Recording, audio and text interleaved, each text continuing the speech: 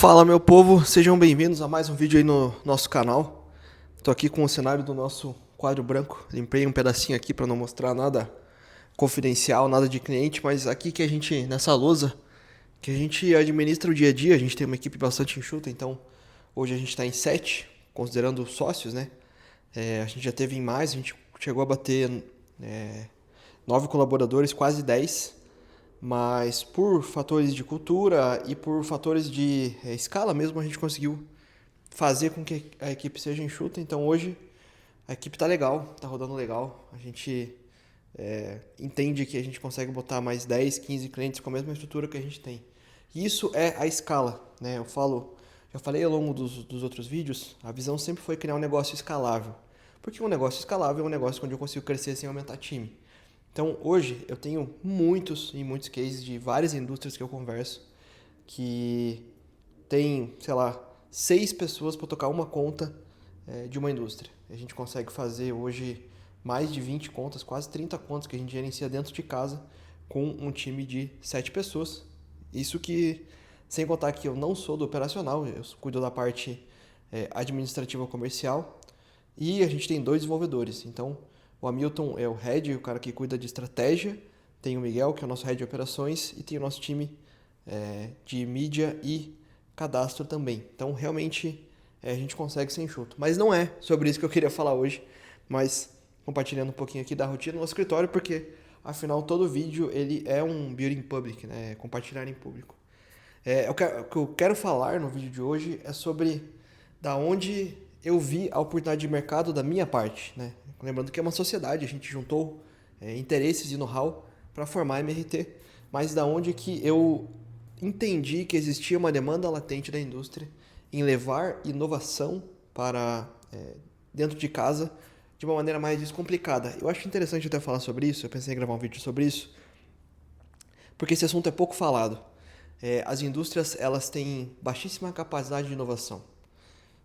Isso pode parecer meio nonsense, mas isso é fato. Toda atividade que você vai criar numa indústria, você precisa ter uma pessoa responsável, uma gerência, uma pessoa que vai responder pelos números, pelo orçamento, um time abaixo que tem que ser treinado, tem que ter procedimento padrão, né? Tem que ter papéis de trabalho, as POPs, né? Para poder ter os manuais de atividade, poder ter padrão na execução. Isso é muito difícil de fazer na indústria, leva muito tempo, é muito caro. Não à toa, as indústrias gastam às vezes centenas de milhares ou milhões de reais em projetos de consultoria para que as consultorias ajudem ela a montar um processo, uma atividade. E é sobre isso que eu quero falar hoje. Da onde que eu entendi essa demanda de mercado? Eu trabalhava com fusões e aquisições, com M&A. Ou seja, eu trabalhava na parte de avaliação de empresas, compra e venda. A gente fazia também alguns projetos de planejamento financeiro e análise, né, FP&A, e parte orçamentária, que entra também dentro do FP&A. E por se tratar de uma atividade, como eu comentei em outros vídeos, que é muito delicada, sigilosa, você acaba lidando com a alta linha da gestão. Então, vamos para duas coisas que eu percebi ao longo da caminhada. Primeiro, quando a gente fala de venda de empresas, fusões e aquisições, eu perdi a conta de quantas empresas eu analisei que foram no escritório para uma potencial venda. Eu quero vender meu negócio, eu quero vender, eu quero achar um investidor. Que que eles foram para a venda, né, fizeram um processo de avaliação e ida a mercado, com um valor muito aquém daquele que era o potencial que de repente a própria planta Fabril poderia ter de venda. Porque, não sei se muitos sabem, né? Vou dar um exemplo. Dependendo da transação, você pode usar um múltiplo de receita. Então, uma empresa ela vai valer de segmento X 2 a 3 vezes o faturamento. Ou seja, se eu tenho capacidade na minha fábrica de produzir o dobro de produtos, eu poderia teoricamente dobrar meu faturamento. É lógico que a conta não é tão simples, mas você entende aonde eu quero chegar? Existe uma capacidade instalada dentro da indústria que me permite ter mais vazão de venda, mas eu não tenho canais de venda suficientes para aumentar essa demanda.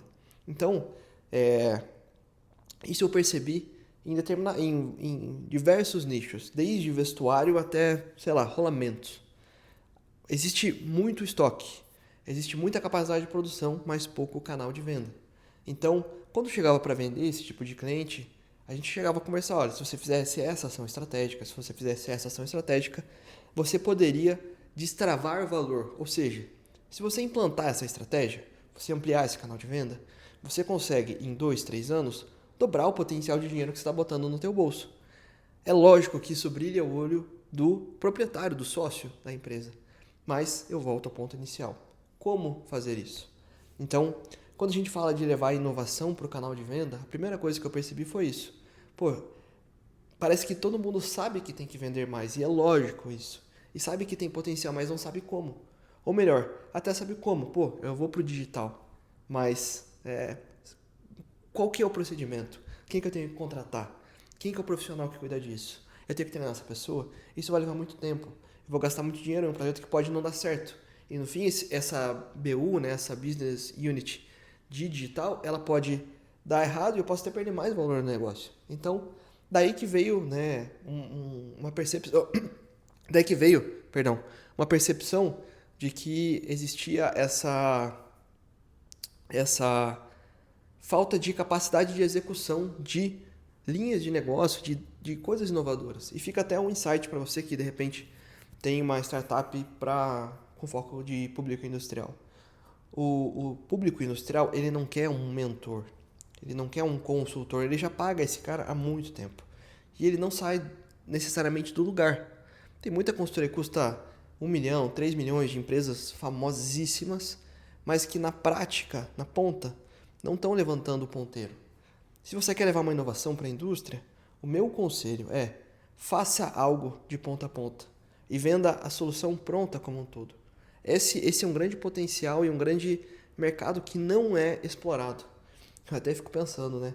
Se eu não fosse fazer MRT, quantas outras coisas existem dentro do própria cadeia de fornecimento para a indústria que podem ser automatizadas e entregues como serviço, de maneira que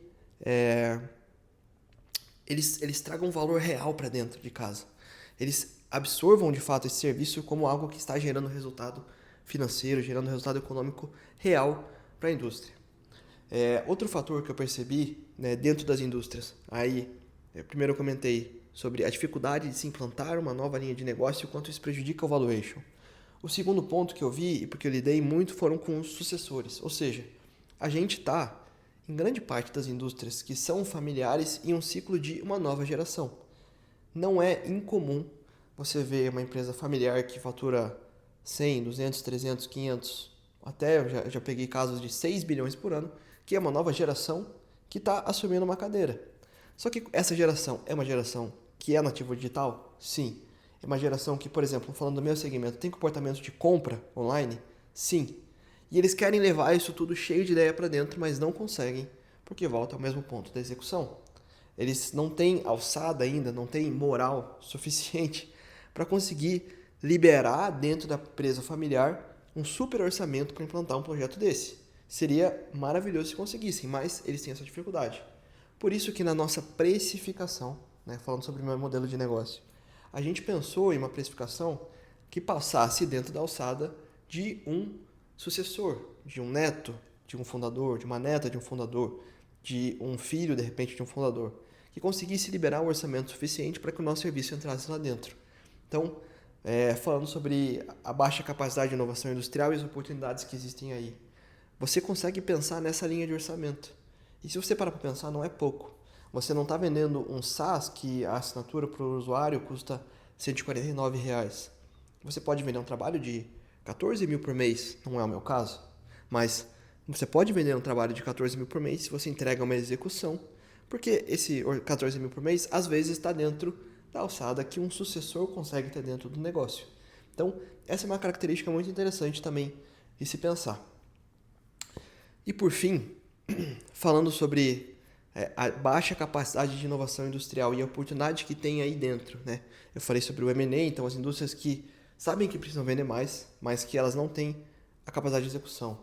Sobre os netos, sobre as pessoas, né, que estão assumindo uma cadeira, que querem levar isso para dentro, mas também não têm orçamento. E por fim, a parte que é sobre o modelo de negócio mesmo, né?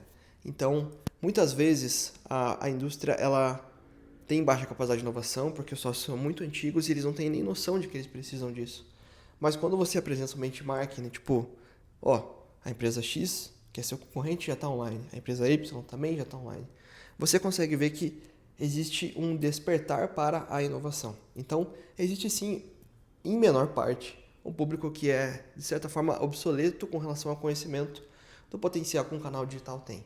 Mas isso tudo é contornável pela via da argumentação, de você mostrar dados de mercado, você mostrar que, por exemplo, existe meio Brasil de compradores ativos na internet. Isso é muito. O mercado de e-commerce, por exemplo, é maior que o atacarejo. E quando eu trato do segmento X, é muito provável que eu vou encontrar o concorrente Y e Z com loja oficial no Mercado Livre. Então, ele está perdendo o mercado. E ele tem noção de que a cadeia que ele tem hoje dói muito. A cadeia do distribuidor, a cadeia que daí vende para o revendedor, chega na ponta.